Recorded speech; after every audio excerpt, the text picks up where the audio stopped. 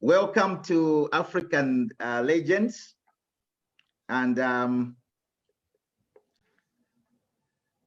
today we have Bonnke Shipalana.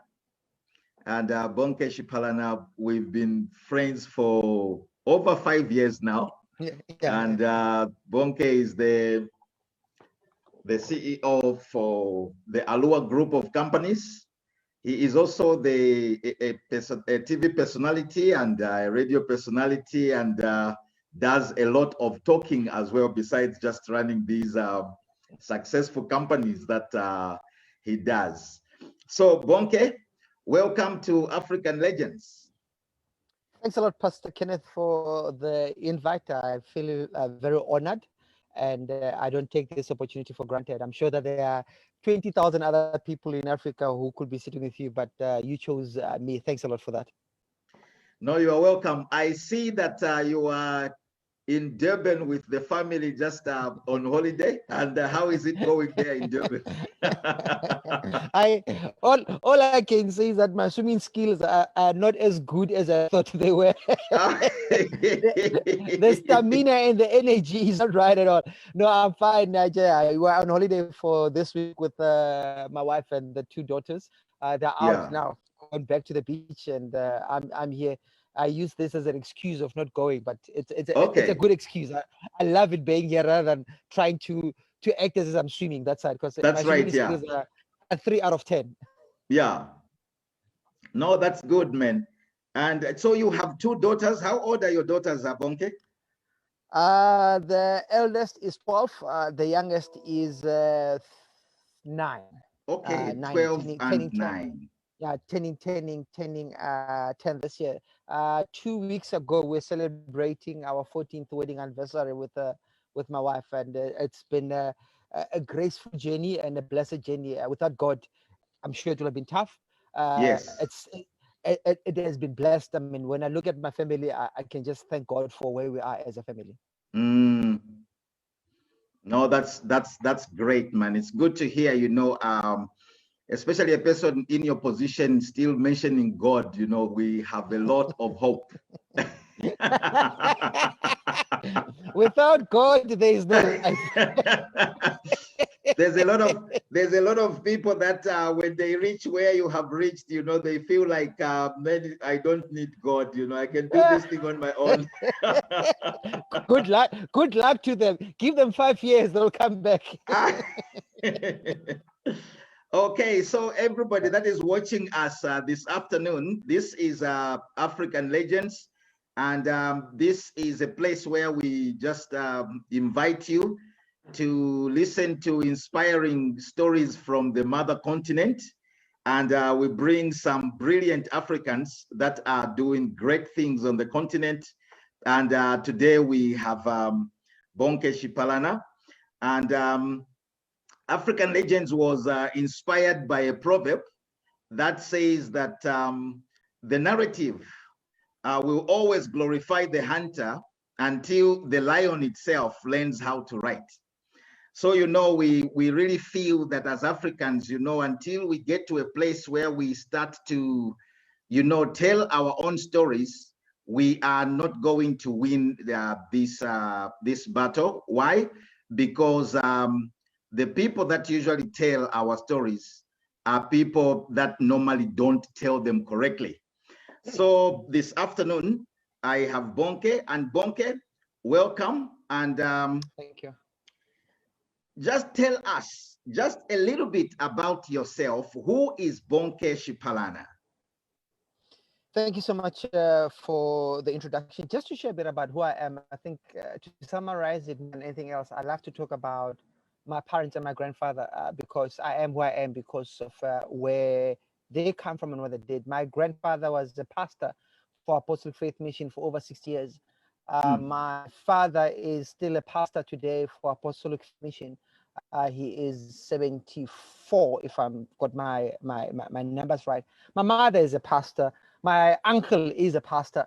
Wow. So you can see that I come up from a Christian background. My name, yes. Bonnke. My dad was an interpreter for Reinhard Bonnke for Christ for All Nations. In the morning, my mother gave birth to me. In the evening, while my dad was interpreting, for Reinhard Bonnke. Reinhard Bonnke asked the congregation, says, Moses here just had a son. What should we name him? And the entire crowd says, Bonnke. And that's how I got my name. so before my education, my experience, my entrepreneurship journey, I think I come from a lineage of people who trust in God, who believe that God is the source before anything else. And today, my principles, my vision, my mission, how I talk, what I say, where I go to is aligned to where my parents come from as a journey. Home is in Limpopo, Kwankoa. Yes. And went to study in PE and Sweden, and now I'm based in Johannesburg. My qualification is an economist. That's what the paper says. I remember nothing from what I studied, but that's what I went. I've got a BCom degree in economics, and I went to improve it and doing my honors in Sweden in a small town called Jönköping, just outside Stockholm. But when I was at varsity, I gained more out of leadership experience rather than the degree itself. So from varsity, if I summarize, I think I was in about 8 to 10 leadership positions in my journey at varsity, from a house leader to SRC, to any position, to cell leader. So leadership is what really grew me, and I learned more, and it was free, by the way, compared to the education itself. For a period of time, I decided to use entrepreneurship as a platform to maximize and connect to my purpose. I chose entrepreneurship because of what I wanted to be, not because it was fruitful or it was entertaining. In summary, my purpose on earth is to lead people to Jesus by discovering their purpose. Lead people to Jesus by discovering their purpose. Every time you see me or hear me, I talk about purpose, but I'm not doing it to be famous, or I'm not doing it to make money. I'm doing it as another angle, as part of the body that is highlighting the grace, the mercy, the love of Jesus Christ and God. Okay. Now, being an entrepreneur yourself, Bonnke, entrepreneurship, is the hope for our continent. What do you think is the heart of entrepreneurship? And a follow-up question would be, are entrepreneurs born or they are made? I will start with the second question. If you're not born, then I don't know where you come from. every person on earth, one way or another, is born. So all people are born, but entrepreneurs are made. All people are born, but entrepreneurs are made. And for me, entrepreneurship is like a seed that is within you. If I take a seed and I plant it or have it underground, it will sprout and give me fruits. But if I take the same seed and go and place it in a cupboard, it won't give me any fruits or harvest. So we all have a calling inside us. For some people, it's entrepreneurship, but it needs to be made. Someone needs to work on it, clear all the ground, make sure that it's watered properly, make sure that whenever the season is not good, they take care of it. So there is a certain level of work that needs to be done for the seed to come up, meaning entrepreneurship. So I agree with you. Every human being on earth is born, but entrepreneurship is made. Number two, entrepreneurship for me is about problem solving. That's all.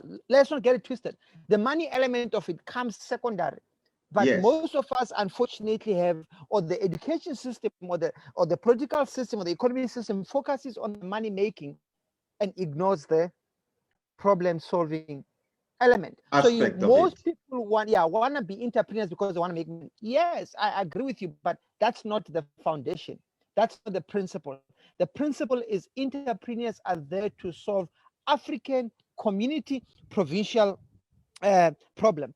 And my advice to any person who's thinking of that journey, try as much as possible to align your purpose to the problem that you're trying to solve. Try as much as possible to align your purpose to the problem that you solve. You don't want to be an entrepreneur for 10, 20, 30 years, and the day you go and meet our Heavenly Father, it says, yes, you did well on earth, but you didn't do what I asked you to do. You were busy with the wrong things. Like somebody says, you climbed the ladder, but on the wrong wall. Building. Yeah, the Bible is quite clear when it says that what does it benefit for man? To gain everything on this earth and actually lose his soul or lose his purpose of being on earth. And for me, that's why I focus on purpose, because purpose should be the compass, the GPS that directs us to what type of business we're supposed to run. Yeah. Okay. No, that's great. I wanted to find out from you. You mentioned something that is very significant, and that is that the money aspect of entrepreneurship is something that is secondary. Now, when somebody gets into an entrepreneur, look at, for example, the view where you are at right now. They look at that, and what they don't probably understand is the knocks that you have gone through to develop the companies and to develop the I can call it the empire that you are busy creating for you and your family. What are some of the things that somebody who gets into entrepreneurship must look out for, that they are not just lured by the money aspect of it? One, I've mentioned it and I'll just repeat it for the last time. Discover your purpose, discover a mission on earth, and then entrepreneurship or working for someone becomes the channel. Don't chase after the channel. Most of the young people on earth make the mistake of choosing a mode of transport with understanding the destination. Wow. So for me, destination is a critical part. Are you Yes. going to Durban? Are you going to Cape Town? Are you going to Polokwane? Are you going to Hammanskraal? Are you going to Centurion? Then you know how much to invest. But most people tend to look at this mode of transport. Wow, this is a Bentley. Let me get into a Bentley. But why buy a Bentley if you're driving for 5 kilometers every single day? Why buy a plane if you're working 10 k's away from home? So the mode of transport or the luxury side of that should not determine that. Your mode of transport is determined by your destination. Where are you going? If I'm traveling for 2,000 kilometers or 4,000, I want to drive from here to Zambia, I better get into a bus. That's right. Because it's easier. I am sitting there, I'm relaxed, or into a plane. But me buying a car to drive from here to Zambia by myself, it's not really practical. I'll get tired. I might have a car accident. So my destination determines what type of mode of transport. And me choosing a bus, not a car, doesn't mean that I'm poor. It's the most effective for that particular journey. And what I'm trying to say is that when you look at other entrepreneurs, don't copy their channel because you don't know their destination. It's better for you to sit with an entrepreneur to understand his destination. Then you have a clear understanding of why you took a particular channel, particular vehicle. Yeah. So for me, you talk about my background. I mean, no one knows what car I drive. No one knows where I stay. Because I am a family man and I love my family, I'll spend the majority of my money making sure that my family is happy. So if you look at this and then you look at Bonnke, who loves his family, look at Pastor Kenneth, who's a business person, who's driving a Rolls Royce, you look at John, who is flying first class, and you try and copy all of them, Uzo, you're going to fall. Because now you're trying to copy their channels without understanding what they stand for. So most of the young people, I want to tell them that, again, focusing on you to discover who you are assists you that when you get into a journey, your decision-making skills become clearer to who you are and what you want to be, rather than competing with other people or what they want to stand for. For me, the biggest challenge as being an entrepreneur is remaining Bonnke. That's right, yeah. That is the biggest challenge. The biggest challenge is you remaining centered in who you are. For me, who I am is Bonnke in Christ, Bonnke in God, Bonnke who has been forgiven, Bonnke who believes that sometimes I get grace and mercy. It's not only about my intellect or my network. That in this world where everyone else is competing using relationships, using resources, using network, using IQ, sometimes I say, I can't compete with Pastor Kenneth in this thing. But you know what? God, if this is for me, uzonika, you're gonna give it to me. And for me, that has been the biggest challenge, just believing and remaining true to the Bonnke that started the business. Yes. Wow. Okay. And these African legends, you know, we discuss mostly things that would push us as Africans to the spaces where God, like you are putting it, you know, would want us to be. So I want to find out from you, what is your personal feeling about what is happening to our continent, mostly looking at it as an entrepreneur from the economic point of view. Let's leave the politics to the politicians, but let's talk about when you look at what is happening on the continent economically, what do you think Africa could do to change the trajectory economically? I think for me, the biggest failure for us is in our inability to understand our power of the marketplace. Our inability to understand our power in the marketplace. And a simple definition of the marketplace is where buyers and sellers meet to facilitate exchange of goods and service. So a marketplace is simply defined as a platform, an environment, a sector where buyers and sellers meet in order to exchange goods and service. But somewhere in the last few hundred years, us as Africans have adopted a bias label and completely ignored and handed power to someone to own the seller label. Wow. We as Africans have adopted, meaning that we took it upon ourselves, says, Tina, we want to be biased. We don't want to be sellers. We don't want to be sellers. No, we don't want to be sellers. We want you to be the seller. We're handing you the power to sell even resources and assets that are in our continent. Wow. So that happened many years ago. And for those who have done economics, you know that the minute you have more buyers than the sellers, or the minute you have more demand than supply, prices increase. Yeah. So that's what has happened. We are becoming poorer because what we used to buy for 10 rand 20 years ago, now we're buying for 20 rand, because every day we're creating more buyers. Sellers. Okay. While the sellers are still the same and they're overseas. Wow. So every day there's a new buyer that's being born in every family in Africa. There's no sellers being born.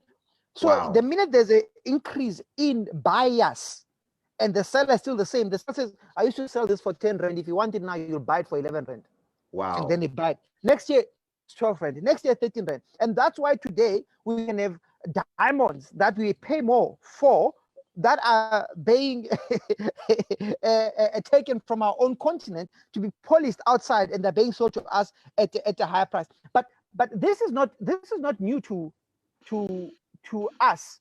If you remember very well, in the book of Exodus, Israelites were slaves in Egypt under the leadership of Pharaoh. Yeah. The three elements that you have to remember about Israelites and the Egyptians, or and Pharaoh's citizens, that Israelites never owned what they worked on.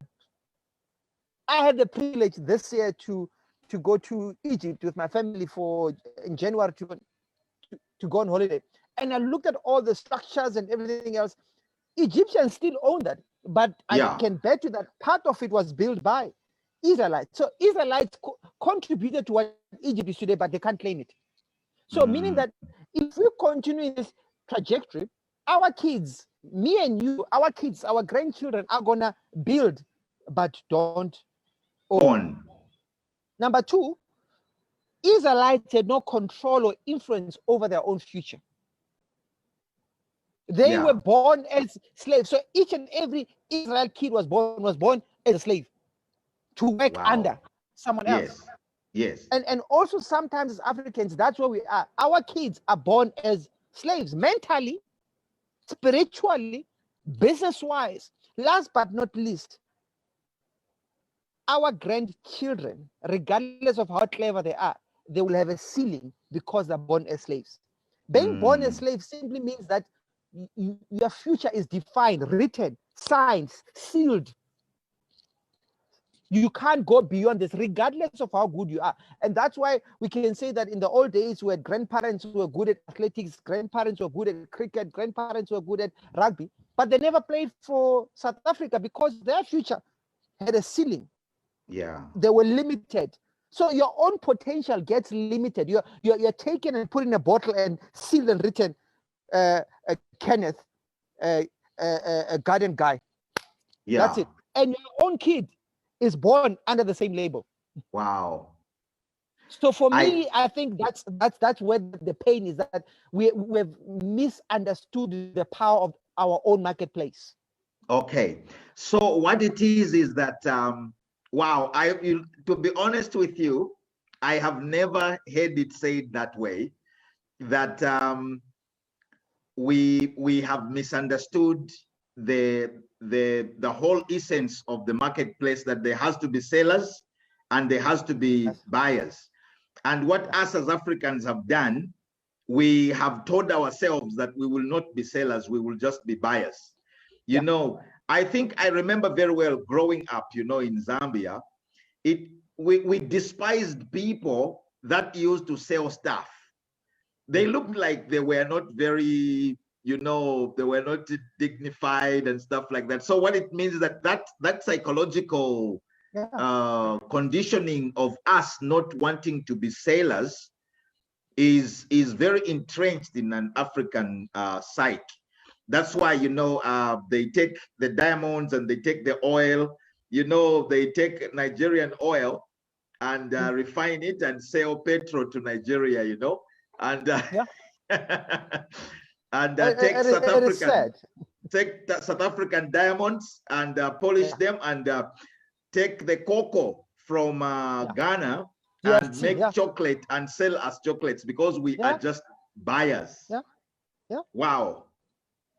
So you know, that is a way of thinking. How do you think we can change that way of thinking, Bonnke, to really just help our continent get out of this rut? What means can we use in terms of changing the psyche of an African to? When I was 17, I started a business which I still run today, called the Power of One. And the Power of One was based on a theory that I discovered when reading books, that to change, you need one person. And unfortunately, in our African community, we like to kumbaya. We love to do things as a community, and there's nothing wrong with it. But I realized that change usually comes from one person. You talk about Mahatma Gandhi, you talk about Nelson Mandela, you talk about Jesus Christ. I'm sure that God could have sent 10,000 angels to be positioned in every corner of the continent to go and preach the gospel. Said one person. God created one person, Adam. So we have lost the essence of that there is power in you. Where now, as Pastor Kenneth, you can change Pretoria just like that. You don't need for every person to agree with you at all the time, every person to be there supporting you day in and day out. There is power in one person. Change requires one person. That one person to believe that they have within them that particular power. I mean, going back to my story of Israelites and Egypt, how many people did God speak to go and get the Israelites out? One. Moses. One. Yeah. He didn't get an army. He didn't send angels with fire. Yes, the angels were there to support Moses. They were there to do the work of Moses or support him in his journey. At the age of 80, he was instructed to approach Pharaoh for the release of the Jewish people. It took one person. And here's my theory. Yeah. If can you imagine if South Africa had 4 Mandelas? Can you imagine if the entire world had five George, I think Bezos, the owner of Amazon, or if Yes. it had seven Elon Musks, just seven Elon Musks, the whole world will change. Seven people with the same influence, power, and belief as Elon Musk. Elon Musk believes that he can get to the moon. He believes that I can take people from Earth, fly to the moon for them to see and come back. He believes that. So if we had seven people with the same belief, this whole world will change within the next 20 years. We'll be living in a different planet if ever there's such a thing. So for me, the biggest challenge is for us not to, we don't believe in ourselves. We believe in kumbaya. Yes, kumbaya is fine, but kumbaya has never started a revolution. Wow. There's one person who is angry, frustrated, passionate about solving a particular challenge and say, I'll do it. I mean, Pastor Kenneth, can you imagine if South Africa had 5 Patrice Motsepes? Just 5. 5 Patrice Motsepes. I mean, Patrice is the only richest black person, a billionaire in the top 10. The rest are white people. If we had 5 Patrices, it means that we'll have had 5 Sundowns, 5 types of businesses. We'll have 5 people who have the guts to say, I'm going to compete for an overseas position, one at the Olympics, one at the CAF. We'll have those type of people. But we don't believe in ourselves. We are waiting for someone to say, well done, Pastor Kenneth. We are with you. We're supporting you. Yes. But that is useless if you don't believe in yourself and you're willing to carry your own cross. Yeah. To be sacrificed. Where now you want everyone else to carry the cross with you. No, you have your own cross. Learn to carry it. So lack of belief in the power of one, for me, is a big disadvantage for us as Africans. Wow. You know, that is so significant, because I think we are so used to getting permission. You know, I think that's also very much entrenched in our culture, that we need permission to do something significant. And for you to say that there is power in just one person, I think if a lot of people can grasp that, I think we would stop complaining. We would also stop, you know, looking out for permission for, you know, for people to allow us to do stuff, and, you know, for people to be endorsing what we want to do. Because I think that's what we want. We want somebody to endorse stuff that we are doing, and then from there, that's when we are going to do what we feel we have to do. So now, if we have to talk leadership, Bonnke, you mentioned that in college and secondary school, you loved leadership. If I were to ask you, what sort of leadership, you know, do we need for our continent? Both from the business side of things, from the family, you know, from politics and things like that. What sort of leadership do we require, you know? Before I get into the leadership quality for the continent, I just want to make sure that we all understand that there is a foundational description or definition of leadership that has nothing to do with the constituents or people that you are leading. If you change your leadership based on who you are leading, then you're not a leader. The same thing that applies to me and you. I was taught very, when I was young, many years ago, that if you're going to go and preach in a church, your message must not change because you're preaching to poor people or rich people. Your message is the same. Yes, how you apply it might change, but the element that Christ died for us, that can't change. You can't say, now I'm speaking to billionaires. Let me not mention it. So there are certain things that are very foundational that can't be changed. Yes, how you implement or communicate them might be different. And then for me, leadership, and I'm going to quote 2 well-known leaders. One of them, unfortunately, is no longer with us. John C. Maxwell said that leadership is influence. Nothing more, nothing less. If you can't influence people, you're not a leader. And you can hear that he used the word influence on purpose. He didn't talk about buy people. He didn't talk about coerce people. He says influence. That's what. And then Miles Monroe took it further. He said that leadership is the capacity to influence others through inspiration, motivated by passion, generated by vision, produced by conviction, ignited by purpose. Wow. And for me, I love that because it goes back to my earlier point that everything has to start with Purpose. your purpose. Yeah. So leadership in its natural stance is influence. I have to influence my wife. I have to influence my kids. I have to influence the next generation. I have to influence my customers. I have to influence my employees. I have to influence my board. So influence is critical. And for you to influence people, you must be inspired. You must have passion. You must have vision. You must have conviction. And then you must have a purpose. Coming back to our continent, I think for me, more than anything else, if someone had to ask me, Bonnke, what is the required leadership capacity now?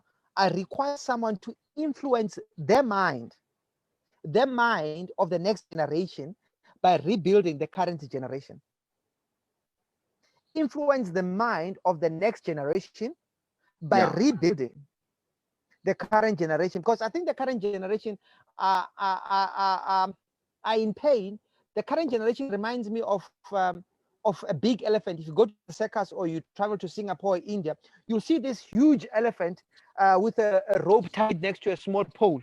Yes. But Saiki says that, but that elephant is much stronger than that the pole. pole. That elephant can pull a car. So why is it not pulling out of that? You realize that the pole is not only around its neck, it's also in its mind. Wow. They tied the pole when the elephant was still a baby, and it Yes. learned that if I take 3-4 steps, I can't move. And that psyche got stuck in its mind. Even now that it's strong and powerful, after 4 steps, it suddenly just stops, because the minute it feels the rope a bit, the rope says you can't move anywhere. And most of us and our parents and this current generation, we have a rope in our mind, a rope of being biased, a rope of being secondary, a rope of being poor, a rope of not being a billionaire. We have this rope, and that's what I talk about when I talk about rebuilding the current generation. Because once I rebuild the current generation, the next generation looks at the current generation and says, wow, in African English, if they did it, I can do it. Of a story. I don't have enough time on earth. You don't have enough time on earth to be speaking every day to touch all 4 corners. So if you can't touch all 4 corners of the continent, touch the people in those 4 corners. Wow. That is so powerful. You know that the rope is not just around the neck, but it's also in the mind.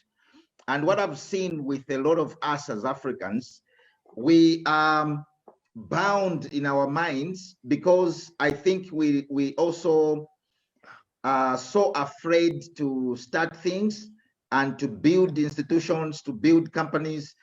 When you look at the educational system of the world per se, what do you think can be done to our educational system, whether informally or formally, that would change that way of thinking? Because when you talk about the rope now being in our minds, it means that it affects the way that we think. And what affects the way we think usually is drummed into our minds by a systematic, way of looking at things from our educational system, from the way we are brought up, and the way that we live our lives. How can we contribute to our educational system to change things?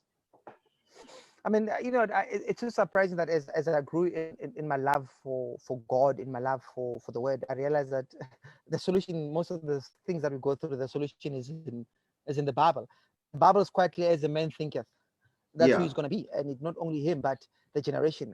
T.D. Jakes says that most of the time the Bible talks about as a man thinketh, not a woman. The reason being that in men there are sperms, and sperms represent the next generation. So as a man thinketh, it's not only me, it means also my sperms, meaning the next few generations in me. How I think influences the next generations that are going to come out of me. So how you are thinking today does not only apply to you, applies to your kids and your grandchildren, your great grandchildren. So for me, more than anything else, there are two things that I wish we can do. One is to lead by example. Wow. Let our actions talk louder than our words. I get so disappointed and hurt when I get into social network and I see that we praise. I mean, if Pastor Kenneth now says he is going to build a mine in Rustenburg, it's going to take him the next 4 years to dig and actually find the first diamond. No one will clap hands for you. Promise you, you'll get 3-4 likes, and those 3 are from your children. Yeah. And one from me. But if you have to post tomorrow that you've bought a Rolls Royce, you'll get 14,000 likes. Oh my goodness. So people tend to celebrate people who consume, not people who sell. Wow. Bonnke. That's the world that we're living in. Look here, I really wish we had the whole continent watching this, because this is powerful, that people celebrate consumers, not sellers. You know, they consume the buyers, not the sellers. Because a guy who says, I'm going out and I'm starting to dig, you know, and I'm putting together a mine and it's going to make money in the next 10 years, it's everybody thinks, I see that, you know. Yeah. Men, continue. We celebrate consumption as a country, and we promote consumption. And for me, that is and that's the next generation, because that's what Twitter, Facebook, Instagram is celebrating. If we are flying first class Emirates to Dubai, and you post that you are in that plane, you're sitting there having a champagne, you're sitting first class, promise you the likes will. But you are spending money. Yeah. Most 80% of people who fly first class, it's not the money, the company's money. Because it's corporates who have bought tickets well in advance, the ticket's cheaper, or it's someone has been upgraded. Where without having enough cash, you use your last cents to fly that. So that you can also post on the gram, eh? Post on the gram. So for me, one, that's back to my initial point. We have to move away from this mentality of being biased or celebrating people are buying, and focus on rebuilding this thing of that sellers are critical, and selling is not easy. If you want to sell tomato, cabbage, you have to plant, you have to work on the field. It takes time. There are seasons to it, and there'll be time when there's nothing because it's the wrong season. At that time, you still need to be celebrated because you are actually holding on, waiting. So one, for me, there is an element of mental change. Number two, I talked about leading by example. Leading by example simply means that let your actions talk louder than your words. I don't need to always stand up and say, I greet you in the name of Jesus Christ. You should see Jesus Christ in my actions. Oh, yeah. You should see Jesus Christ in my results. You should see Jesus Christ in how I cry. You should see Jesus Christ in how I deal with pain, how I deal with joy, how I deal with happiness. In every element of my life, I say, there's something different. I don't know why it's like that. Let me find out, and then you'll find the Jesus in me, rather than finding me outside. So one is change of mindset. Number two is lead by example. Last but not least, which I think is critical for us as Africans, and some of the European countries do it, but Africans are, for me, are bad at it, is maximize your time on earth as a leader. I mean, you look at Usain Bolt, you look at Messi, you look at Ronaldo, you look at Rafa Nadal, Pete Sampras. They knew that as an athlete, I only have 20 years. And after a certain period of time, I can't perform at my maximum capacity because age and bones. And you know, I also want to spend time with my family. I can't leave my family every day for 100 years. Even cricket players, there comes a point, they know at the age of 35, you know what, I'm hanging my boots, then either I'll be a coach or I'll do something else. The same applies to me and you as a leader. We can't be leaders for 40, 50 years. Can you imagine that, eh? To perform. Can you imagine if Usain Bolt had to run today and compete? He'll have to come and run in South Africa or in Mauritius, where he doesn't have the same competition that he has back home. The same applies to me and you. Once we have reached a maximum and we don't retire, we start becoming leaders to people at a lower level. and not build new leaders. We leave the competition of making big intellectual, life-changing, general-changing decisions. We start to go and want to make those smaller decisions that affect basic items. So for me, I want to give as much as possible so that when it's time to hand over the baton, I don't feel guilty. I know that, guys, I've done my part. I am finished. I have given you everything that I have. Who's next? Who did I train? Who did I develop? Here's the baton. You are a new guy, a fresh mind, fresh solution for a new generation. Take over. I'm out of here. I'm be sitting at home. If you want to consult, you'll call me. I'll be in a retirement village somewhere else because I've done my part. But for us as Africans, we want to hold on. I don't believe, on a serious note, I don't believe that someone who's 85 today fully understands what the 25-year-olds are going through. I don't actually even at 60, 65, you start to really lose what is really coming into play, you know. So I mean, I can imagine you're a pastor now, you're 80, and then you have to move from the pulpit to Zoom. It's going to be a mission for you to say, okay, how do I say amen? Everybody say amen, because there's no one. So I just think that for me, maximize your time. Work. The Bible says, work while the sun is still out there. Yeah, just work. Don't work in the evening because you can't see what you're doing. Work. Give it. I have a lifespan with my businesses. I mean, I always tell people that I've made what I call spiritual calls in my life. At the age of 20, I had businesses. I sold everything because I I'm at varsity. I've got business varsity, but I can't be a university entrepreneur forever. I sold everything and I went to work for 8-9 years. After 8-9 years, I'm ready and I'm going back to the working field. I resigned. Well, my career was going up at the corporate level. I said, I'm out of here. I'm going back to run my own businesses. I had a company that I was running for 12 years. Last 2019, God said, Bonnke, no, stop it. Go and open a new company. I left my own company with shares. I said, guys, in 6 months, I'm out of here. That's when I started the Allure Group. Wow. I give everything that I have at that time, because anytime God can say that the season is finished, it's time to get promoted. And I don't want to feel guilty that I have cheated on God or on the people that God has given the responsibility to lead. Wow. No, Bonnke, thank you so much, man. What you know, there's a very big problem as well that we can call it a problem that I have noticed. Maybe it's because of the seller and buyer kind of understanding that most Africans don't trust things that are done or are made by other Africans. Is it a correct observation, or am I really just thinking that maybe I am smoking mattresses, like people say? Because if Bonnke started a shop next to a guy from another country who looks lighter than Bonnke, most of the times, even if you are selling the same things, people will go and buy. How do we turn that thing around? Pastor Kenneth, the sad part about it, and I'm not a psychologist, but I'm going to use my 2 cents reading background. When you don't trust a fellow African, a neighbor, community member, what you are saying is that you don't trust yourself. Wow. The seed of that is not the other person.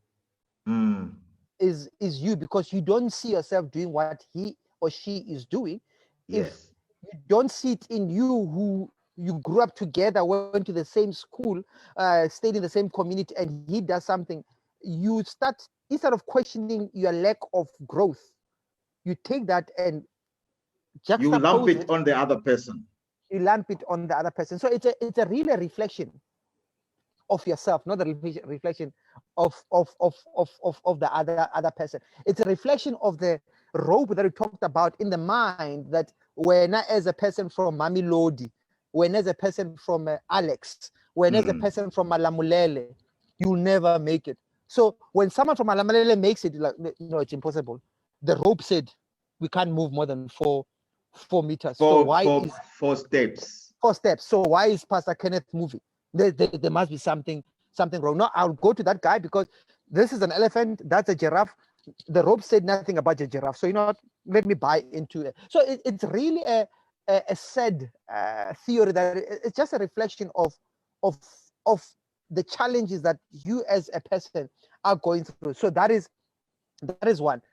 Number two, I strongly believe that one of the disadvantages that we have faced or planted in our heart and our soul and our mind is we don't have hope.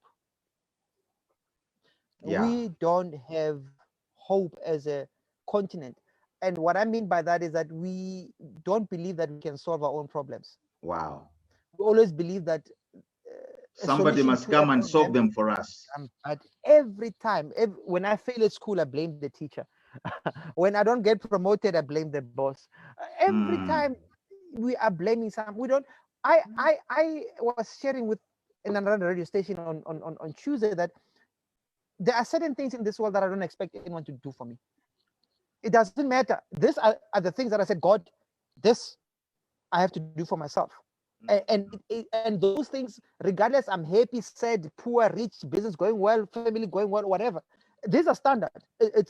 I don't expect anyone to do them for me. These are for me, to me, and they keep me alive. The minute I hand over that, you become, there's a psychologist who did a trick where you will ring a bell and the dog will salivate and you'll feed it. And came to a point where you'll just ring the bell and the dog will start salivating without the food. I don't want to be a dog that is chasing after a bell that is being rung by politicians, a bell that is being rung by business people or any other leader. There are certain things that are mine. Here's my theory. If you had to come to me and say, Bonnke, how much is your bond? They say my bond is 3,000 rand a month. And he says, okay, it's fine. I'll pay for you for the next 10 years. Unless you are my father or my brother. You won't allow that. No, I'm not going to get excited because I know that there is a rope that you're putting around my neck. So, and you know, me as a husband paying for the bond or school fees for my kids. Yes, I can take a scholarship because my daughter qualified and there were processes. That's why she made it. But if someone, a stranger that I don't know, writes me a letter, you know what, I want to pay every month. Guess what? If I accept it, 2 years later, if the guy stops paying, my life is gone because suddenly I was used. I was used to the ticket. Now the ticket is gone. It's game over. So I just think that we have lost hope that we are handing over everything to the world. And then the world can just tell us today, Bonnke, you know what, I want you to move from that house because I'm coming for a visit. You must go and visit your parents this week because the guy is paying for the bond. He can tell me to move out. What would I say? If I say no, it's going to say, okay, I'm going to stop paying. So for me, I think we have lost hope and we need to reignite that hope. You know what you have mentioned is very, very different from the normal African way of thinking. And I know I can get a lot of I can get myself into problems by saying this, but the truth of the matter is that us as Africans, we like people doing things for us. That is why you would find that when a person is got a brother who is a doctor, they also think that they are a doctor.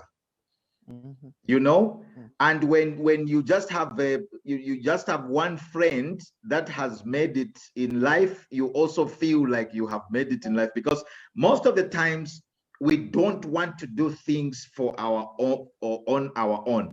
You can see this sometimes even in the politics, in our governments.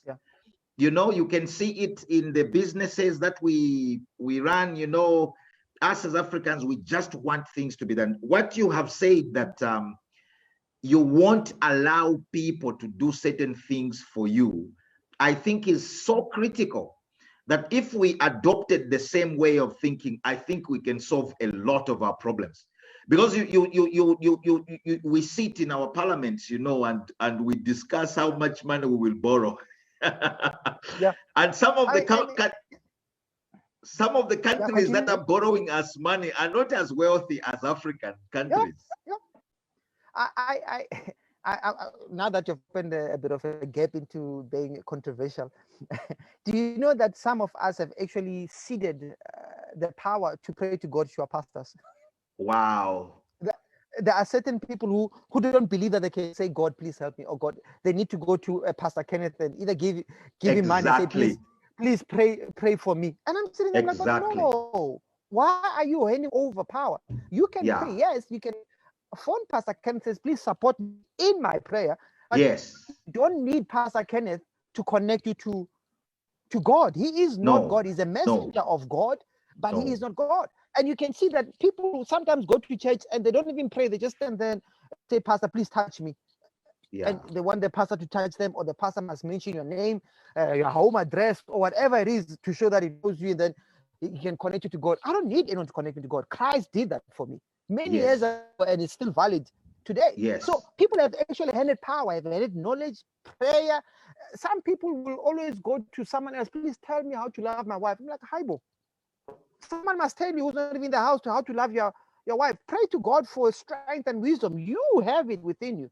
So we have handed over power. It's so sad that I'm worried that 30 years from now, we're going to stop thinking. We're going to wake up in the morning and wait for someone to tell us what to think. Oh, yeah. That's where it's going. Every time I say those things in the pulpit, I see some very, very angry faces sometimes, because I tell people, I see how people can become dependent on a pastor for prayer. Yeah. That you can teach them how to get things done, but they still feel that no, until the pastor lays hands on you. Yeah. And I am teaching our church not to be dependent on me. And I can see, that happening in a lot of them, where they can come to me and they just tell me, this is what I did, when you said that, and things are just working positively. Why? Because they take responsibility. But when you look at what is happening in a lot of other spaces where you find that people line up, to go and get a blessing so that God can locate them, or God can do all kinds of things to them. I mean, it's very sad, Bonnke. Now, our time is going to be finished in a very few minutes. I wanted to find out from you as an African, what is your dream about Africa? If you were given an opportunity, to create an Africa that you want to see, what would that Africa be? There are two legs to it. One is spiritual, one is more worldly. Number one, I wish people could know that their sins are forgiven. I wish people could know that their debt is paid. Yes. I mean, do you know the freedom of knowing that you are not a sinner? Even if you sinned yesterday, if you go to God and says, forgive me, God forgives. And I think mentally we have not really grasped that we are so used to punishment, or so used to responsibility of wrong things. You are forgiven. You don't have any sins. For me, it's the same thing as you saying, but Bonnke, the bank, no, not the bank, the taxman and people are all money outside my house. They want to repossess my 2 million rand house. And I say, but in your bank, you have got 1 billion. And you're worried about 2 million when your bank has got 1 billion. And guess what? Every month, that 1 billion is earning 40 interest. So what are you worried about? And I just wish that people can understand that Christ died. And for you not to accept that he has paid for your debt and your sins are forgiven means his death was just invalid and useless. So for me, I've seen so many people who kill themselves, physical and spiritual, because they've sinned. And I'm like, it's such a small thing. It's such a small. Christ died. When you sin, already God is waiting for you to say, God, forgive me. And it's done. So that is one. Number two, I wish that we could place more emphasis on teaching our youth about the marketplace, about entrepreneur, the entrepreneurship. marketplace. Yeah, entrepreneurship. We need to teach people about the power that comes with selling, not the power that is derived from consuming. If we can teach our kids how to plant rather than to reap, I think we'll have done well for the next 4 or 5 generations. We're teaching so much. Our media is focusing so much on showing reaping. We celebrate success, but no one sees, okay, TD Jakes, yeah, he's a famous pastor today, but where did he start? Yeah. Who did he serve under? How long was he there? And all the other stories, we don't have those things. We focus too quickly on the consumption or the success. Wow. Wow. Thank you so much, Bonnke. Thank you. I wish we could go on and on and on and on, because some of the things that you mentioned here today were like serious light bulb moments for me. Yeah. You know, to know that us as Africans, we celebrate consuming more than we celebrate people that are sellers, you know, and that we are just a group of, you know, buyers, you know. I mean, that is significant. So thank you so much. I don't know whether you have some last remarks concerning our discussion as we are going to wind up today. 2 quick things for me. One, I want to encourage young people to seek their purpose.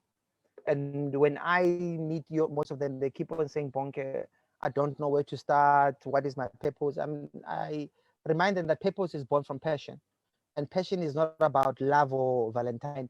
The root word of passion in Greek is suffering. That's why the movie was called The Passion of Christ, the suffering of Christ. So you will find your passion in suffering, but you can't suffer if you're sitting at home.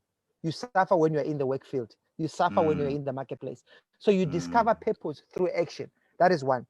Last but not least, it's a question that every time I go around the world and I speak, and I always have to mention it, is that question that says that, what will the world have lost if you were not born? Yeah. And that question is simply asking you, what's your role on earth? What value are you adding? Are you a consumer or are you a giver? You can't be a consumer, because consumers can be replaced tomorrow, just like that, by either increasing the price or finding new customers. But a supplier can't be replaced. Even if I don't like ShopRite, I still have to go ShopRite because I need to eat. Oh man. So it's those 2 things that I just want to leave in the hearts and the minds of our people. A consumer can be replaced, but by either increasing the price or finding a supplier cannot. No, because he has to supply the stuff. Man, we will come and have part 2 one of these fine days. I can tell you that this was one of those conversations that as I am talking to you and interviewing you, myself as well, I think I benefited more than perhaps people that were listening today, because this was really great, Bonnke.